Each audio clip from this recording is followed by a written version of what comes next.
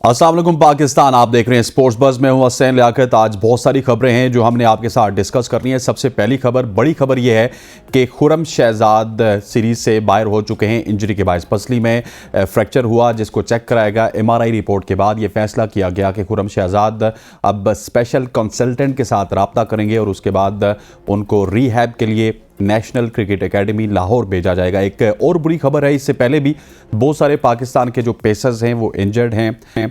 Already Naseem Shah की अगर बात की जाए, वो इंजरी के बायस से एशिया कप से बाहर हुए, फिर वर्ल्ड कप भी ना खेले। अगर नसीम शाह के बाद बात की जाए मोहम्मद हसनैन की, वो भी इंजरी के बायस बाहर हैं। फिर शाहनवाज धानी बाहर रहे। बहुत सारे ऐसे बॉलर हैं जो कि अभी भी सिस्टम में मौजूद हैं लेकिन वो इंजरी का शिकार हैं। इसके अलावा स्पिनर अगर सुफियान मुकीम की बात की जाए तो वो भी इंजरी का शिकार हैं। इसके अलावा आज प्रेस कॉन्फ्रेंस हुई है सऊद शकील की, जिसमें उन्होंने हमें बताने की कोशिश की कि खुर्रम शहजाद इंजर हैं। ये हसन अली और मीर हमजा के लिए बहुत ही सुनहरी मौका है कि वो परफॉर्म करें। अब देखते हैं कि इनकी रिप्लेसमेंट में क्या हसन अली खेलेंगे या फिर मीर हमजा खेलेंगे, एक सवालिया निशान है। क्योंकि हमने अक्सर देखा है कि जब कोई इंजर होता है तो उसके बाद सीनियर प्रो को ज़्यादा वैल्यू दी जाती है, लेकिन ऑस्ट्रेलियन कंडीशंस में मीर हमजा को भी मौका मिलना चाहिए। आपने उनको पाकिस्तान की डेड पिचेस पर मौका दिया जहां पर वो परफॉर्मेंस देने से कासिर रहे। अगर ऑस्ट्रेलिया में भी उनकी परफॉर्मेंस ना आई तो फिर उसके बाद मीडिया आपसे ऐसे सवाल नहीं करेगा। क्या फ़हीम अशरफ वापस अपनी जगह बनाने में कामयाब रहेंगे, नहीं रहेंगे, ये एक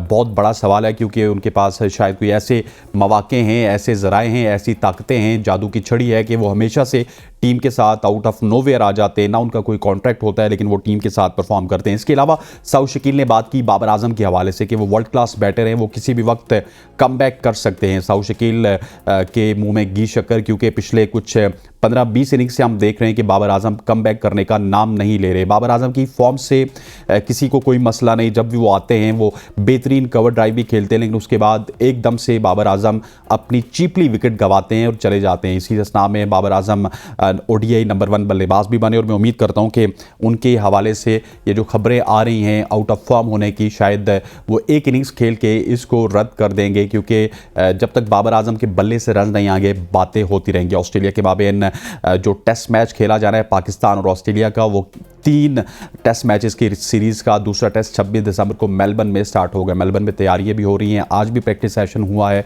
और वहां पर खिलाड़ियों ने खूब प्रैक्टिस की। इसके अलावा बात करेंगे बाबर आजम और रिजवान के हवाले से। एक और कंट्रोवर्सी ने जन्म लिया है जब कुछ हल्कों ने यह बात की कि बाबर आजम और मोहम्मद रिजवान को शायद T20 सीरीज़ के पूरे मैचेस ना मिल सकें। इसके हवाले से हमने सबसे पहले आपको बताया था कि मोहम्मद हफीज़ ने इंटरवीन किया था। मोहम्मद हफीज़ आए थे, उन्होंने कहा था कि हम सीनियर्स को जगह प्रोवाइड करेंगे, सीनियर्स के बगैर हम शाहीन शाह अफरीदी की क़यादत में पहली सीरीज़ नहीं खेलना चाहते।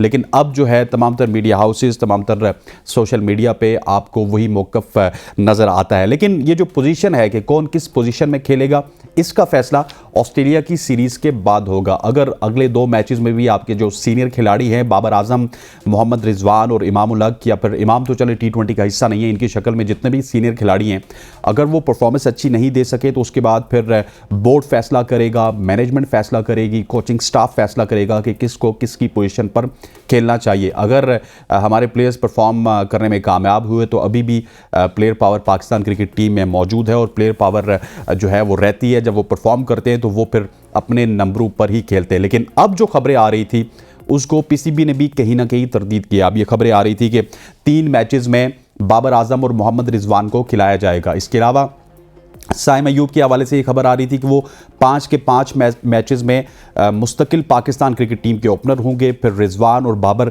की पोजीशन को फ्लैक्चुएट किया जाएगा। जब रिजवान ओपन करेंगे बाबर 1 डाउन खेलेंगे। इसी के साथ जब बाबर ओपन करेंगे तो रिजवान 1 डाउन खेलेंगे और उसके बाद फ़खर जमान होंगे और तमाम तर जो बल्लेबाज हैं। आज़म खान के हवाले से बताया जा रहा है कि जिस मैच में आज़म खान खेलेंगे वो एज ए विकेट कीपर ही खेलेंगे। जिस मैच में हसीबुल्ला खेलेंगे वो एज ए बैटर खेलेंगे और विकेट कीपिंग की जाएगी, करवाई जाएगी रिजवान से। तो ये बहुत सारी चीज़ें थी, लेकिन इसके हवाले से अभी तरदीद आई है पीसीबी की जानिब से, और पीसीबी भी थोड़ा सा मोहतात अंदाज में खेलना चाहता है। ये तमाम तर खबरें हैं, ये कहीं ना कहीं डिस्कस ज़रूर हुई हैं, क्योंकि आजकल बहुत सारे लोग ऐसे हैं जो कि पीसीबी में मौजूद हैं।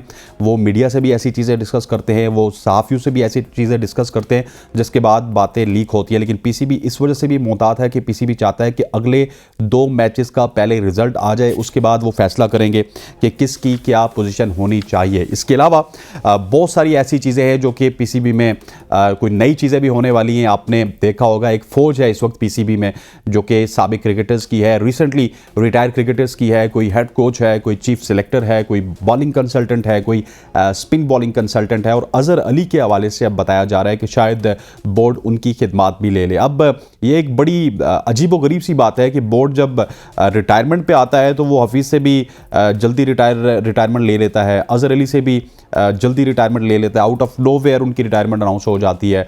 लेकिन जब बात आती है ओहदे बांटने की तो बोर्ड सबसे पहले उन्हीं प्लेयर्स पे जो है मेहरबान होता है जो कि रिसेंटली रिटायर होते हैं। इससे पहले मिसबाह-उल हक रिटायर हुए तो उनको एक एक वक्त में 3-3 ओहदे दिए गए। अब मोहम्मद हफीज़ के पास 2 ओहदे हैं, और अजहर अली को कहाँ पे एडजस्ट किया जाएगा? क्या ये जो साबिक खिलाड़ियों की फ़ौज है ये इसी तरह जो है अपना काम करती रहेगी? क्योंकि हमें फ़ौज नहीं चाहिए, रिजल्ट्स चाहिए इस पूरी कौम को। पाकिस्तान की जो क्रिकेट लविंग नेशन है इसको रिजल्ट्स चाहिए। रिजल्ट्स नहीं आ रहे, ना एशिया कप में, ना वर्ल्ड कप में, और उसके बाद ऑस्ट्रेलिया की सीरीज़ में अभी तक रिजल्ट्स नहीं आ रहे। और जिस तरह की टीम कॉम्बिनेशन है और जिस तरह के हमारा बॉलिंग अटैक है, मुझे नहीं लगता कि रिजल्ट्स आएंगे। और थोड़ा सा आखिर में हम ये भी डिस्कस करेंगे आज के प्रोग्राम में कि जो बैटिंग ऑर्डर है T20 का, उसके ऊपर डिस्कस करेंगे। उसके हवाले से हमारे पास स्टैट्स मौजूद हैं कि बैटिंग की जो पोजीशंस हैं उनमें पाकिस्तान का क्या स्ट्राइक रेट है। अगर नंबर 1 पोजीशन की बात की जाए तो नंबर 1 पोजीशन पे 129 का स्ट्राइक रेट है, 55 की एवरेज है। फिर सेकंड पोजीशन पे जो ओपनर्स की बात कर रहा हूँ 123 का स्ट्राइक रेट है, 30 की एवरेज है। अगर तीसरी पोजीशन की बात की जाए तो 115 का स्ट्राइक रेट है, 21 की एवरेज है। और ये वो पोजीशन है जहां पर फ़खर जमान खेलते हैं। फ़खर जमान जब ओपनर हैं उनको आप थोड़ा सा डाउन पे आप खिलाएंगे तो फिर ऐसे ही होगा। फ़खर जमान की जो ही पोजीशन डाउन हुई तो उसके बाद आप देखिए कि उनका स्ट्राइक रेट भी देखिए, उनकी एवरेज भी देखिए। फिर चौथी पोजीशन पे 131 है, एवरेज 21 की है। पांचवी पोजीशन पे 124 का स्ट्राइक रेट है, 20 की एवरेज है। छठी पोजीशन पे 108 का स्ट्राइक रेट। और ये जो छठी पोजीशन है इसी वजह से आज़म खान को भी इंक्लूड किया गया। आज़म खान को, हसीबुल्लाह को, जो डोमेस्टिक परफॉर्मर हैं, उनको इसी वजह से इस पोजीशन पर इंक्लूड किया गया। पिछले 2-3 साल में बहुत ज़्यादा तजुर्बात हुए। कभी इफ्तिखार अहमद को लाया गया, कभी शोएब मलिक को लाया गया, और कभी खुशदिल शाह और आसिफ अली को, तमाम तर जो प्लेयर्स हैं उनको ट्राई कर चुकी है पाकिस्तान क्रिकेट बोर्ड और पाकिस्तान की जो टीम मैनेजमेंट है। लेकिन इस पोजीशन पर स्टेबिलिटी नहीं आ रही। ऊपर से दायरे का इस्तेमाल कप्तान बाबर आजम और रिजवान अच्छा करते रहे और उनकी वही एबिलिटी है।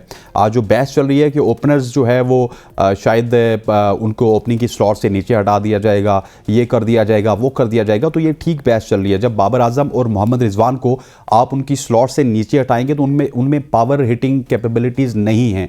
बाबर आजम आपको एक ओवर में 24-25 रन नहीं करके दे सकते। हाँ, अगर दायरा है तो वो शायद 4 चौके भी लगा सकते हैं, 5 चौके भी लगा सकते हैं। और इसी तरह रिजवान में कुछ ऐसी हिटिंग एबिलिटी है कि वो तीसरे नंबर पे भी एडजस्ट हो सकते हैं, चौथे नंबर पे भी एडजस्ट हो सकते हैं, लेकिन बाबर आजम में बिल्कुल नहीं है। सो ये बहसें बहुत चल रही हैं कि किसको कहाँ पे होना चाहिए। और अगर बाबर आजम और मोहम्मद रिजवान ओपनर नहीं होते तो sorry to all the fan clubs of Babar Azam and Mohammad Rizwan and all the fan clubs of Pakistan cricket team कि बाबर आजम और मोहम्मद रिजवान की नीचे जगह नहीं बनती। और ये जो फ्लक्चुएशन का फार्मूला है, अगर इसको आजमाया गया, साइम अयूब को ओपनिंग करवाई गई, बाबर आजम को और रिजवान को फ्लक्चुएट किया गया, तो ये भी मुझे इतना ज़्यादा चलता हुआ नज़र नहीं आ रहा। आपको या तो उनसे ओपनिंग करवानी होगी या फिर कुछ और करवाना होगा। एक और बुखार पाकिस्तान में बहुत ज़्यादा आम होता है, जो ही बाबर आजम को, रिजवान को या फिर सीनियर प्रो को बैठाने की बात आती है तो एक हंगामा बर्पा हो जाता है। लेकिन आपने देखा होगा कि हमारे पड़ोसी मुल्क इंडिया में मेरे ख्याल 3-3 सीरीज़ तक Virat Kohli,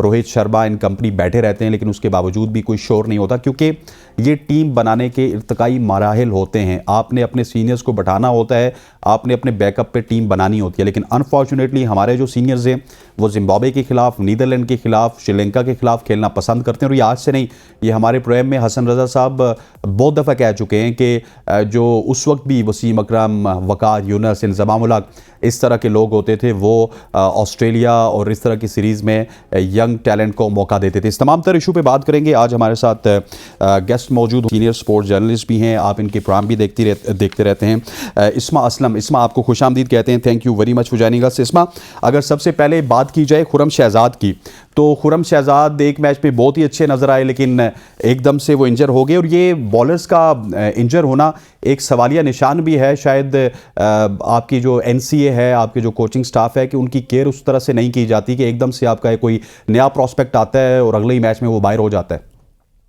Hasnain, thank you so much for having me on the show. आपने जो खुर्रम शहजाद की बात की, बहुत ही परेशानी का बायस है ये चीजें कि आपके जो बॉलर आप प्रोड्यूस कर रहे हैं, एक तो जो हमारा स्ट्रक्चर है क्रिकेट का, अगर वो फाइनल हो जाए कि हमने किस चीज को साथ लेके चलना है तो बड़ा ही अच्छा हो जाएगा, क्योंकि आपको पता है स्टेबिलिटी तो हमारे यहाँ है नहीं।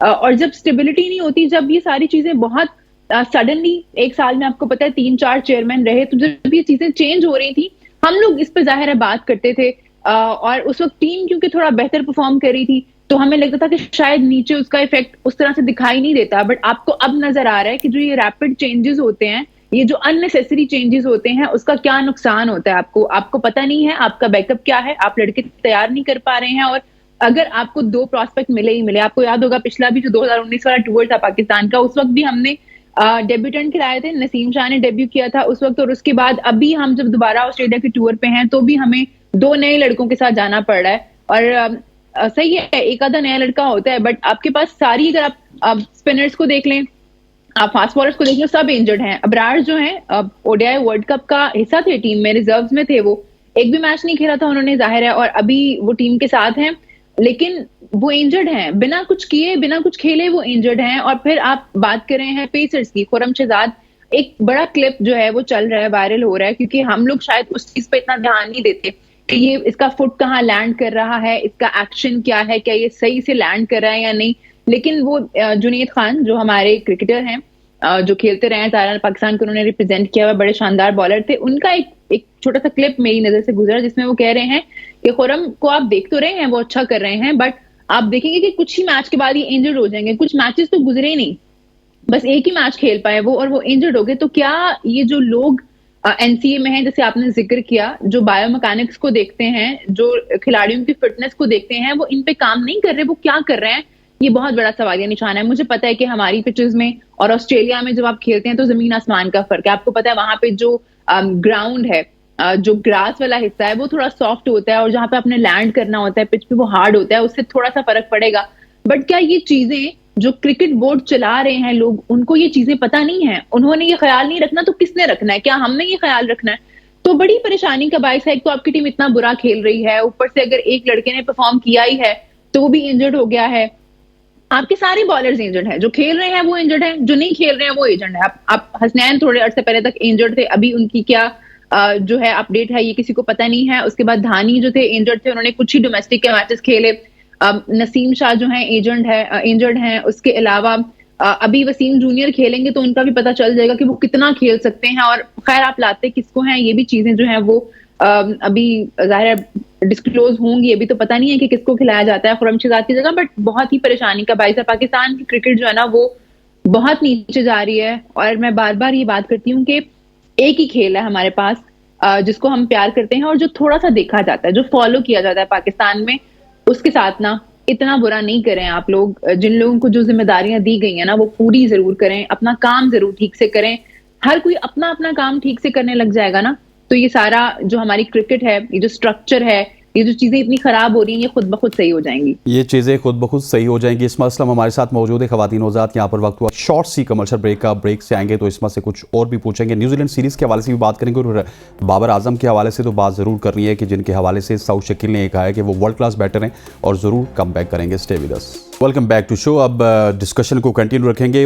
इस्मा, मुझे ये बताइएगा कि थोड़ा सा बाबर आजम के हवाले से भी बात कर लेते हैं। अब आज सऊद शकील से भी ये सवाल हुए और वो भी ये कह रहे थे कि वो वर्ल्ड क्लास बैटर हैं, उनको एक इनिंग्स चाहिए। लेकिन पाकिस्तान में जो खबरें आ रही हैं वो बहुत ही मुतज़ाद हैं, लेकिन वो भी अच्छी खबरें हैं कि उनको रेस्ट भी दी जाएगी न्यूजीलैंड के खिलाफ। लेकिन एकदम से बोर्ड की तरदीद आना और बोर्ड का कहना कि अभी इस तरह की कोई खबरें डिस्कस नहीं हो रही, तो ये इस सारे मामले को आप किस तरह देखते हैं? बहुत कंफ्यूजन लगती है। मतलब जब स्क्वाड अनाउंस होना था उससे पहले 2-3 दिन पहले आपको पता ही ये डिस्कशन शुरू हो गई थी कि जो सीनियर्स हैं उनको रेस्ट दी जाएगी। स्पेशली बाबर और रिजवान के बारे में बात हो रही थी कि वो टीम का हिस्सा नहीं होंगे। लेकिन उसके बाद जब स्क्वाड अनाउंस हुआ तो हमें पता चला कि बाबर और रिजवान तो टीम का हिस्सा हैं। नए लोगों को भी चांसेस दिए गए हैं, जिसको दिया जाना चाहिए था उसको आपने बिठा दिया बाहर। वो रेस्ट कर रहा है क्योंकि पता नहीं उसकी शायद एज बहुत ज्यादा हो गई है, हमारे ख्याल में तो उसकी रेस्ट नहीं बनती, अभी तो बहुत यंग है और उसने कुछ ही मैचेस खेले हैं पाकिस्तान के लिए। और अब समझ भी नहीं आ रही ना कि क्राइटेरिया क्या है सिलेक्शन का। आप टीम में अगर किसी को सिलेक्ट कर रहे हैं तो क्यों कर रहे हैं, और अगर नहीं कर रहे हैं तो क्यों नहीं कर रहे हैं। अब सीनियर्स की जैसे हम बात कर रहे थे, आपने सवाल किया कि बाबर और रिजवान का टीम में होना, मुझे लगता है अगर वो स्क्वाड में है तो इसमें कोई खामी नहीं है, उनका स्क्वाड में होना बनता है। अगर वो स्क्वाड में नहीं होंगे तो जूनियर्स सीखेंगे किन से। अब उनका बाबर और रिजवान का मुझे लगता है रोल वो होना चाहिए कि वो खुद बाहर बैठे, यंगस्टर्स को मौका दें, उनको सिखाएं, उनको खिलाएं। जब तक क्योंकि हम यंगस्टर्स को खिलाएंगे नहीं, सिर्फ साथ साथ ट्रेवल करते रहेंगे लड़के, तो वो क्या ही सीख पाएंगे। मुझे अच्छा, पता मैं है कि यहाँ पे ट्रेनिंग थोड़ा में सा आपको कट लड़के जो करूंगा। है वो मुझे हिस्सा ले रहे याद होते है कि विराट कोहली और रोहित शर्मा स्टार्ट में टीम के साथ होते थे, यंगस्टर्स को मौका देते थे। अब वो टीम के साथ नहीं भी होते, उनकी टीम अच्छा परफॉर्म करती है। सो ये एग्जाम्पल कहीं ना कहीं स्टेप अप करना होगा बाबर आजम को भी, रिजवान को भी, और फैन क्लब्स को भी समझना होगा कि हमने टीम बनानी है और टीम पाकिस्तान की इसी तरह बनेगी। फैन क्लब्स को तो सीरियसली लेना ही नहीं चाहिए ना, क्योंकि वो लोग सरसरी क्रिकेट देखते हैं। और फैन क्लब्स मुझे लगता है ओरिजिनली होते भी नहीं हैं, ये एक पीआर टीम्स क्योंकि आजकल सबकी होती हैं, और हम सबको ही पता है कि आप ये जो फैंस हैं इस तरह के, उनको बनाया जा सकता है, उनके दिमाग में फीड की जा सकती हैं चीजें। सो हमें क्रिकेट को अच्छा करना है, हमें एक प्लेयर अच्छा नहीं चाहिए, हमें टीम अच्छी चाहिए, हमें परफॉर्मेंस पूरी टीम की चाहिए, सिर्फ एक प्लेयर से नहीं चाहिए। हम ना तो कवर ड्राइव्स जो हैं उनसे मैचेस जीत रहे हैं, ना शाहीन की जो बॉलिंग वो कर रहे हैं, अगर वो बाउंसर्स उन्होंने मार दिए 2-3 और अगर वो बैट्समैन को ट्रबल कर रहे हैं तो वो हमें विकेटें लेके नहीं दे रहे। जब वो विकेटें लेंगे तो हम मैचेस जीतेंगे, और हमें मैच जीतना है, हमें किसी एक प्लेयर की अच्छी परफॉर्मेंस नहीं चाहिए। तो फैन क्लब ठीक है, होने चाहिए, हर प्लेयर की अपनी फैन फॉलोइंग है, कुछ पीआर का भी अमल दखल होता है इसमें, बट जब तक टीम परफॉर्म नहीं करेगी ना तब तक कुछ फायदा नहीं है उसका। सो ठीक है बात कि पीआर जो फैन क्लब्स हैं वो हैं, एग्जिस्ट करते हैं, लोग पसंद करते हैं इन लड़कों को, बट वही वाली बात है कि आपको स्टेप अप करना पड़ेगा। अगर आपने पाकिस्तान के लिए सोचना है ना, अगर तो आपने अपने लिए सोचना है, आपको क्रिकेट खेलनी है, आपको स्टैट्स चाहिए, आपको रिकॉर्ड चाहिए, फिर तो आप खेलते रहें, फिर तो आप जो कर रहे हैं आप बहुत अच्छा कर रहे हैं, क्योंकि आपका नाम बन गया है और लोग आपके बारे में बहुत बात कर रहे हैं। बट पाकिस्तान टीम की परफॉर्मेंस क्या है, आप देख लेना, वर्ल्ड कप में आपने 9 मैचेस खेले, आप 5 हार गए, और आप बहुत सी दफा ऐसा हुआ कि आपकी पूरी टीम जो है वो पूरे ओवर्स भी नहीं खेल सके, आप 45 ओवर में आउट हो रहे थे, आप 47th ओवर में आउट हो रहे थे। तो अगर आपकी एबिलिटी बस ये रह गई है कि आप जो है पूरे ओवर्स भी नहीं खेल पाएंगे और आप मैचेस नहीं इसके जीत लिए तो पाएंगे, इसमें क्वालिटी क्रिकेट खेलनी होगी। से आपने नीदरलैंड और श्रीलंका के खिलाफ, जिम्बाब्वे के खिलाफ परफॉर्म नहीं करना होगा, आपको कंपैरेटिवली अच्छा परफॉर्म करना होगा न्यूजीलैंड, इंग्लैंड और ऑस्ट्रेलिया के खिलाफ। बिल्कुल, और ऑस्ट्रेलिया की सीरीज क्योंकि अभी जारी है तो हमने देख ही लिया ना हमारी टीम कितने पानी में है। तो बातें जो होती हैं कि जाने से पहले हर कैप्टन, हर जो डायरेक्टर है, हर जो चीफ सिलेक्टर है, वो यही कहेगा कि जी ये बेस्ट चीजें हमने कर दी हैं, बट हमें रिजल्ट नजर नहीं आएगा। तो जब तक वो रिजल्ट नजर नहीं आएगा तब तक जाहिर है हम लोग ऐसी ही बात करते रहेंगे। हम तो पाकिस्तान क्रिकेट की बेहतरी चाहते हैं, और वो तब तक नहीं होगी जब तक ग्रास रूट लेवल से अच्छा काम शुरू नहीं होगा, जब तक हम एक स्ट्रक्चर नहीं बनाएंगे, जब तक हम लड़कों को एक स्ट्रक्चर से गुजार के, एक प्रोसीजर से गुजार के टीम में लेके नहीं आएंगे, जब तक आप फास्ट ट्रैक करते रहेंगे लड़कों को, तब तक आपको इसी तरह के रिजल्ट मिलते रहेंगे जो आप नहीं चाहते। अच्छा इस्मा, मेरे पास एक चार्ट है बैटिंग स्ट्राइक रेट्स का T20 क्रिकेट में, और वो चार्ट शायद आपकी भी नज़र से गुजरा होगा। अगर नंबर 1 पोजीशन की बात की जाए तो 129 का जो स्ट्राइक रेट है, 55 की एवरेज है। ये ओपनर्स की बात कर रहा हूँ, और ओपनर दूसरे हैं उनका 123 का स्ट्राइक रेट है, 30 की एवरेज है। तीसरी पोजीशन पे हमारा स्ट्राइक रेट 115 का है, 21 की एवरेज है, और काफ़ी अरसे से इसी पोजीशन पर फ़खर जमान खेल रहे हैं। अगर मैं सिर्फ तीसरी पोजीशन की बात करूं तो मुझे उसको रिलेट करना है आपकी करंट जो सिलेक्शन है। आपकी सिलेक्शन कमेटी ने तकरीबन 5 ओपनर्स इस वक्त न्यूजीलैंड में भेजे हैं। जब आप एक स्पेशलाइज्ड ओपनर को तीसरी पोजीशन पे खिलाएंगे या छठी पोजीशन पे खिलाएंगे तो फ़र्क तो आएगा, और ये क्या सोचकर ये किया गया है? देखिए, यही जो हमारे अभी लोग फैसले कर रहे हैं ना, हमारे साथ भी इन्होंने मुख्तलिफ जगहों पे काम किया हुआ है, जब हम लोग होस्ट होते हैं और ये एनालिस्ट होते हैं और अपना जो है तज्जिया पेश कर रहे होते हैं। अब मुझे लगता है कहीं ना कहीं जो बातें ये लोग कर रहे होते थे ना, अब बिल्कुल उन्हीं के ऑपोजिट फैसले हो रहे हैं। बात होती थी इंटेंट की, बात होती थी स्ट्राइक रेट की, अभी बात होती थी पोजीशंस की कि कौन सा खिलाड़ी जो है वो किस नंबर पे खेलेगा। मुझे बड़ी अच्छी तरह याद है कामरान के साथ मैंने बहुत काम किया हुआ है, कामरान अकमल के साथ, और अभी वो अपनी इनपुट दे रहे हैं। जब स्क्वाड अनाउंस हुआ तो वो भी वहाब रियाज के साथ बैठे हुए थे, इनफैक्ट मैंने वहाब रियाज के साथ भी काम किया हुआ है, सो उन लोगों की बातें मैंने सुनी हुई है। अब लगता है कि कोई प्रेशर आता है ऊपर से भी, सिर्फ शायद जो लोग बैठे हुए हैं सिर्फ वही फैसले नहीं कर रहे होते, क्योंकि फिटनेस की बड़ी बात होती थी। अब हम देखते हैं कि आजम खान को टीम में सिलेक्ट किया गया है और उन्हीं लोगों ने किया है जो ये बात करते थे। उसके बाद आपने जैसे बताया कि 5 आपने ओपनर्स जो हैं वो स्क्वाड में रख लिए हैं, तो आप किसको खिलाएंगे? मतलब फिर मुझे तो अभी ये स्क्वाड देख के यही लग रहा है कि बाबर रिजवान बाहर बैठेंगे, क्योंकि बनता है फिर अगर आपने बाकी लोगों को सिलेक्ट किया है ना स्क्वाड में, तो फिर उनको बस सैरिंग करा के आप ड्रॉप नहीं कर दें, आप फिर उनको खिलाएं। और अगर आप उनको इन मुश्किल कंडीशंस में उनके नंबर पे नहीं खिलाएंगे तो वो किस तरह से परफॉर्म कर पाएंगे? हमने फखर जमान को देखा कि वो कितना अंडर परफॉर्म कर रहे हैं, स्पेशली फॉर्मेट की बात, वो अपने नंबर पे ही नहीं खेल रहे। वो ओपनर है, हम सबको पता है, जिस दिन उसका दिन होगा वो चल जाएगा। बट ये चीजें मुझे लगता है जब पहला हम T20 खेलेंगे तभी समझ आएगी, अभी टाइम है उसमें, उससे पहले जो अच्छा, आपने बड़ी जबरदस्त बात की इसमें कि ये जो फैसले हैं ये कहीं और से होते हैं। पिछली सीरीज, हाँ, आपने बड़ी अच्छी बात की कि फैसले कहीं और से होते हैं। ये जो लास्ट प्रेस कॉन्फ्रेंस थी वहाब रियाज और कामरान अकमल की, वो बिल्कुल कॉन्फिडेंट नहीं लग रहे थे, बड़े सुरसुर उनके चेहरे थे और बड़े रेडिश से हुए थे। और पहले भी जब सलमान बट वाला डिसीजन था तो हमें वहाब रियाज ये कहते हुए नजर आए कि ये फैसला मेरा है, लेकिन बाद में पता चला कि प्राइम मिनिस्टर की जानिब से ये फैसला आया था। तो आपने जब एक शख्स को 25 लाख 30 लाख पे चीफ सिलेक्टर रखा है तो आप कम से कम उसको फैसले तो करने दें। बात आपकी बिल्कुल सही है। वो जो सलमान वाला फैसला था, अब क्योंकि वहाब ने बहुत क्लियरली कहा था कि फैसला सलमान बट को लाने का उनका था या उनको वापस देने का उनका था, तो लाने का तो उनका फैसला था। हमें पता है कि सलमान के साथ उनके अच्छे ताल्लुकात हैं, बचपन से वो साथ क्रिकेट खेले हैं, और सलमान बट जिस तरह से क्रिकेट को देखते हैं और जिस तरह से वो एनालाइज करते हैं ना, उस तरह मैंने किसी और को एनालाइज करते हुए नहीं देखा। वो चीजों को बहुत बारीकी से देखते हैं और मुझे लगता है कि अगर वो इस टीम का हिस्सा रहते तो पाकिस्तान क्रिकेट के लिए ही बेहतरी थी। हमने अगर बाकी लोगों को माफ कर दिया तो हम सलमान बट को माफ क्यों नहीं कर सकते? हम आमिर को दूसरा मौका दे सकते हैं और आमिर जो है वो दोबारा फिर ये कह के चला जाए कि जी मुझे इस कोचिंग स्टाफ के साथ काम नहीं करना या मेरी बॉडी मुझे अलाउ नहीं करी टेस्ट खेलने के लिए।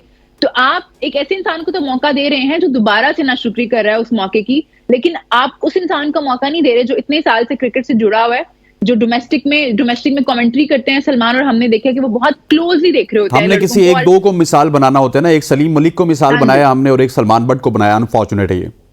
बिल्कुल, हमारे यहाँ मयार ही एक नहीं है ना। वो मयार आपको अभी सिलेक्शन में भी दिख रहा है कि आप बड़ी बात करते हैं फिटनेस की, लेकिन आप आजम खान को लेके आ रहे हैं। आप खुद बताएं हसनैन, इतना बड़ा मौका जब किसी इंसान को मिल रहा है, अगर मुझे मौका मिले कि मुझे पाकिस्तान टीम को रिप्रेजेंट करने का मौका मिल रहा है, मुझे इस झंडे को रिप्रेजेंट करने का मौका मिल रहा है, ये कोई छोटी बात नहीं है, ये बहुत बड़ी बात है। कितने सारे लोग पाकिस्तान में क्रिकेट खेलते हैं और आपको चूज किया जा रहा है कि आप उन 11 में रहें, तो क्या आप पे फर्ज नहीं है कि आप अपनी फिटनेस को बेहतर बनाएं?